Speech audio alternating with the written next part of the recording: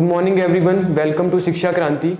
My name is Shivansh and I am also volunteer of Shiksha Kranti, and today I have with me Satyan sir. So I welcome you sir. Thank you. And as we know, today is 22nd of April and we celebrate this day as Parshuram Jayanti and as well as Earth Day. So I would like to tell you something about Parshuram in short. So Parshuram is a word made up of two words, Parshu and Ram. So Parshu contains Lord Shiva and Ram incorporates Lord Vishnu. Parshuram was the sixth incarnation of Lord Vishnu and he was well known for his angry nature and power and knowledge. His father Jamdagni and mother Renuka had named him Ram. He got his name Parshu by getting the powerful weapon from Lord Shiva. So his name turned into Parshuram. So the main motive behind taking this incarnation is the killing of devils at that time. And as we know, gods are omnipotent. My question is, so what is the need of taking incarnation? इनका प्रश्न है कि जब ईश्वर सर्वशक्तिमान है, निराकार है, तो वह ऊपर से ही अपना कार्य क्यों नहीं करते हैं? उनको क्यों इनकारनेशन, उनका क्यों अवतार होना चाहिए? वो क्यों इंसान के जैसे जिए? वो क्यों इंसान के रूप में धरती पर आए?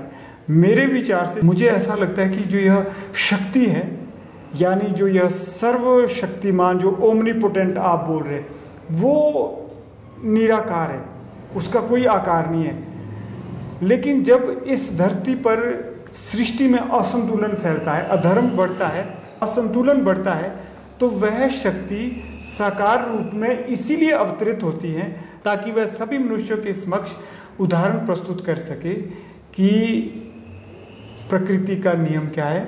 प्रकृति के नियमों के अनुसार चलकर भी हम धर्म की रक्षा कर सकते हैं।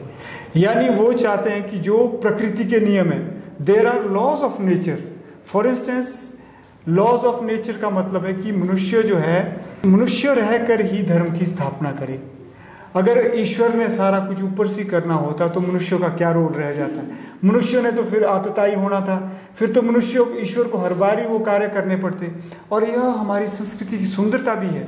उदाहरण के लिए जब कृष्ण धरती पर आते हैं, जब कृष्ण का अवतार होता है, वो निराकार शक्ति है, जब यह साकार रूप में अवतरित होती है तो वह आम मनुष्य की तरह जीवन जीते हैं और हमें जीवन का संदेश देते हैं।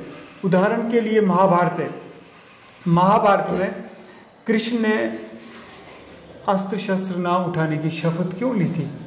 क्योंकि कृष्ण का यह मानना था कि जो धर्म की हानि हुई है, धर्म की स्थापना मनुष्यों द्वारा ज़्यादा से ज़्यादा मनुष्यों के कार्य करके ही की जानी चाहिए। यानी जिस तरह से जहाँ तक मनुष्य की शक्ति पहुँच सकती है, वहाँ तक वो शक्तिशाली बने और युद्ध करे, क्योंकि धर्म की रक्षा के लिए युद्ध करे। तो ऐसा मेरा मानना है कि अगर मान लीजिए अगर ऐसा होता तो फिर तो हमारी संस्कृति भी पैगंबरी वाली संस्कृति होनी थी। उदाहरण के लिए जैसे बहुत सारे पैगंबर हुए हैं इस धरती पर, वो मानते हैं कि वो पिता की संतानें हैं, लेकिन जो हमारे पैगंबर हुए, हमारे पैगंबर नहीं हुए इस धरती पर, हमारे अवतार हुए। अवतार का मतलब है इंसान हुए। इंसान का मतलब है कि उन्होंने व्यवहारिक काम किए। मान लीजिए राम जंगल जाते हैं, त्याग करते हैं। अब बीच में जो कोई बहुत बड़ी जो शक्तिशाली चीज़ें उनके पास होती है, वो तो विज्ञान के पास भी आज मिसाइलें हैं, उनके पास अग्नि शस्त्र है, उनके पास ब्रह्मास्त्र है, अग्नि अस्त्र है, बड़े बड़े अस्त्र शस्त्र है, वो तो आज विज्ञान के पास भी है। तो कहने का मतलब है जो यह ज्ञान है, ज्ञान को व्यवहारिक बनाने के लिए ही भगवान या वह शक्ति, वह निराकार शक्ति साकार रूप में अवतरित होती है। तभी कहते हैं कि यदा यदा ही धर्मस्य ग्लानिर्भवति भारत अभ्युत्थानम् अधर्मस्य तदात्मानं सृजाम्यहम्। यानी जब जब इस धरती पर धर्म की हानि होती है तो वह शक्ति अनेक रूपों में अवतरित होती है। जैसे मान लीजिए जब हम गुलाम थे तो धर्म की हानि हुई थी, तो वह शक्ति अनेक रूपों में अवतरित हुई। कहीं भगत सिंह के रूप में, कहीं गांधी के रूप में, कहीं लाला लाजपत राय के रूप में, कहीं सुभाष चंद्र बोस के रूप में, कहीं झांसी की रानी, कहीं बहुत सारी वीरांगनाओं के रूप में वह शक्ति अवतरित होती है और धर्म की स्थापना करती है। तो वह शक्ति निराकार है, लेकिन उस शक्ति को जब साकार रूप लेना होता है वो तब लेती है ताकि धर्म की स्थापना हो, ताकि ये बातें हवा की बातें ना हो। इसीलिए हमारी संस्कृति आज भी इतनी सार्थक है जितनी पहले थी। लेकिन आज जो वैश्वीकरण है, ग्लोबलाइजेशन है, ये मानवता के लिए वरदान सिद्ध होना चाहिए और हमें इसे वरदान सिद्ध करना होगा। क्यों ये वरदान सिद्ध करना होगा हमें इसे? क्योंकि जो वैश्वीकरण का जो कॉन्सेप्ट है, ग्लोबलाइजेशन का कॉन्सेप्ट है, हमारे पंचतंत्र में हितोपदेश में कहा गया है, अयम निज परोवेति गणना लघु चेतसाम उदार चरिता नाम तू वसुदेव कुटुंबकम। यानी तो ये वैश्वीकरण का, यह ग्लोबलाइजेशन का ही तो मंत्र है। अर्थात जितनी भी ग्लोबलाइजेशन हो रही है हमें उसे सांस्कृतिक दृष्टि से देखना होगा, हमारी अपनी दृष्टि रहनी चाहिए। हमें इतना भक्ति में इतना अंधा नहीं होना है कि हमारे ऊपर ही भगवान है, सब उसने करना है, वो आएंगे तभी करेंगे, वो आएंगे तभी धरती को भी बचाएंगे। आज धरती दिवस भी है, धरती दिवस की भी आप सभी को शुभकामनाएं। अगर आपको धरती को बचाना है तो सचमुच हमें अपनी संस्कृति से सीख लेनी होगी कि जो निराकार शक्ति है वह साकार रूप में आती है, अवतरित होती हैं ताकि वह संतुलन स्थापित कर सके, धर्म की रक्षा कर सके, मानवता की रक्षा कर सके। वर्ण क्या होगा? वरना अधर्म बढ़ता रहेगा, धरती का नुकसान होगा, धरती में जो अच्छे लोग हैं उनकी पूछ नहीं होगी।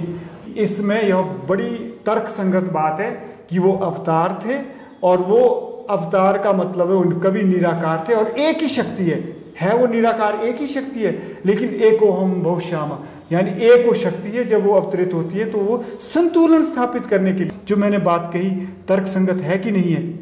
आज के समय में तर्क संगत है कि अगर हमें धरती को बचाना है, if we want to save our earth from premature death, we must take recourse to our culture. We must accept the things in places that they say that if that power was invisible, that power becomes visible on earth, and that power takes the form of human beings, which we call incarnation. Hence Parshuram was the incarnation of, sixth incarnation of Vishnu, Lord Vishnu. So this is what I feel. Like I have one more question. Please. As you said, Lord Vishnu incarnated himself into Ram to kill Ravan. Right. So at that time Parshuram is also present in Ramayana. So why didn't he? मेरे विचार से जब कोई एक अवतार होता है तो वास्तव में जो कर्म और विचारों का जो यह ताना बाना है तो वो स्वतः ही किसी न किसी का रोल होता है, सबकी अपनी भूमिका होती है। आप देख लीजिए, जब राम थे, राम ने ये नहीं कहा कि मैं भगवान हूँ, मैं ही काम करूँगा। अब परशुराम ने क्या काम किया? परशुराम ने कोई सेना खड़ी नहीं की, अकेले अकेले ही वो लड़े। लेकिन हम यह नहीं कह सकते कि परशुराम ने ये कहा कि मैं परशुराम हूँ, मैं ही खत्म करूँगा। आपको पता है परशुराम ने वैश्विक स्तर पर वृहद नारी जागरण कार्यक्रम किया था, यानी विमेन सेंसिटाइजेशन, विमेन एम्पावरमेंट के लिए कार्य किया था। परशुराम ने अपने अनेक शिष्यों के साथ मिलकर और ऋषि पत्नी अत्रि की पत्नी अनुसुईया, अगस्त्य की पत्नी लोकमुद्रा, अनेकों ऋषियों की पत्नियों के साथ मिलकर नारी जागृति के लिए कार्यक्रम किया था। तो हम यह नहीं कह सकते कि परशुराम ने कहा कि एको हम मैं ही करूँगा। तो परशुराम ने भी यही कार्य किया कि ताकि लोगों को जागृत करे कि भैया शक्ति तुम्हारे में है, मैं बेशक शक्तिशाली हूँ, मेरे में इतनी शक्ति है कि जब मैं 21 बार इस धरती को अधर्मियों से, वो क्षत्रियों से विहीन नहीं किया है, हम गलत बोलते हैं, अधर्मिक क्षत्रियों से विहीन किया है।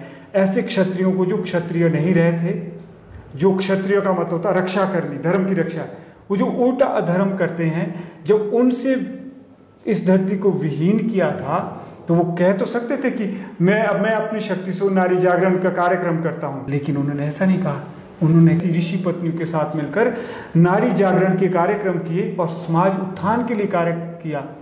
तो इसीलिए वो कार्य करते हैं ताकि वो सामाजिकता रहे, ताकि हमारी संस्कृति, जो हमारा अध्यात्म है वह उसको सामाजिकता की कसौटी पर कसा जाए और व्यवहारिकता की कसौटी पर कसा जाए। हमारे तभी तो हम पैगंबर नहीं रहे हमारी संस्कृति में। हम सबको मानते हैं, पैगंबर को भी हम उनका ही अंश मानते हैं, लेकिन हम सबसे ज़्यादा भगवान किसको मानते हैं? जो क्या करते हैं? जो वास्तविक कार्य करते हैं, जो व्यवहारिक कार्य करते हैं। तो इसीलिए जो आपका प्रश्न है, परशुराम ने रावण को क्यों नहीं मारा जबकि वो वहाँ पर बिल्कुल, उपस्थित थे? क्योंकि उनके अपने रोल होते हैं, सबकी अपनी भूमिका होती है, तो अपनी भूमिका अनुसार कार्य करें। और आज भी धरती को बचाना है, धर्म को बचाना है, जो जिससे बन सकता है। आप ये मत सोचिए कि सत्येंद्र सर के पास तो शब्द है, वही शब्दों से जो लोगों को जगाएंगे। मेरे शब्द चाहे जितने ब्रह्म वाक्य क्यों ना हो, मेरे शब्द चाहे भीतर मेरे सत्य से, मेरी आत्मा से क्यों ना आ रहे हो, लेकिन आपको भी शब्दों का प्रयोग करना होगा। शालिनी को भी करना होगा, रेखा मैम को भी करना होगा, पारुल जी को भी करना होगा, सबको करना होगा। अपने हिस्से का कार्य करना पड़ेगा, तभी हम इस धरती को बचा सकते, तभी हम इस अर्थ डे को मना सकते। परशुराम जयंती को मनाने का भी तभी कोई औचित्य होगा। और मैं अंत में यही कहना चाहूँगा, ठीक है, जिज्ञासा होनी चाहिए, लेकिन जिज्ञासा का होने का मतलब ये नहीं कि प्रश्न पूछने के लिए प्रश्न पूछो, पहले अपने आप को आत्मसात चीज़ों को करो। तो मैं आज कहना चाहूँगा, समय की मांग है। आज हम कैसे हो गए, सनातन संस्कृति की आड़ में हम क्या करते हैं, हम पहले धर्म शास्त्रों का अध्ययन करते हैं और फिर क्या करते हैं, कोई ज्ञान मार्ग में जाता है, कोई भक्ति मार्ग में जाता है, और फिर हम अपनी अपनी धाराएं बनानी शुरू करते हैं। लेकिन समय की मांग क्या है? समय की मांग है जिस प्रकार से परशुराम क्या थे, उनके हाथ में शस्त्र भी थे, शास्त्र भी थे। पहले हृदय में शास्त्र भी था, तब हाथ में शस्त्र उठा। शास्त्र से संतत्व जगा, शास्त्र से शूरत्व बढ़ा। परशुराम गुरु गोविंद कहला, परशुराम गुरु गोविंद कहला, परशुराम गुरु गोविंद कहला। यानी जितने भी राम, कृष्ण, परशु, गोविंद, जितने भी महापुरुष रहे हैं या अवतार रहे हैं, उन लोगों ने शास्त्रों और शस्त्र में समन्वय किया है।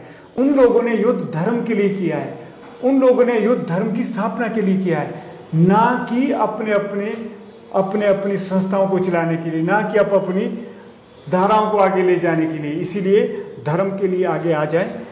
परशुराम जयंती के शुभ अवसर पर मैं यही संदेश दूंगा कि सनातन संस्कृति को आगे ले जाने वाले, कि आप शास्त्र का भी अध्ययन करें, शस्त्र कौशल भी सीखें, और शास्त्र और शस्त्र से शूरत्व और संतत्व बढ़ाएं, और अपने देश को आगे ले जाएं, और धरती को अकाल मृत्यु से बचाएं, पर्यावरण का ध्यान रखें, और क्लाइमेट चेंज का जो यह राक्षस है, इसको ख़त्म करें।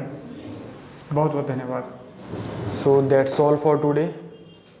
I got the answer of all my questions, and if you have questions from us, so please write down in the comment section, and please do subscribe to our channel. जय हिंद, जय भारत, जय विश्व।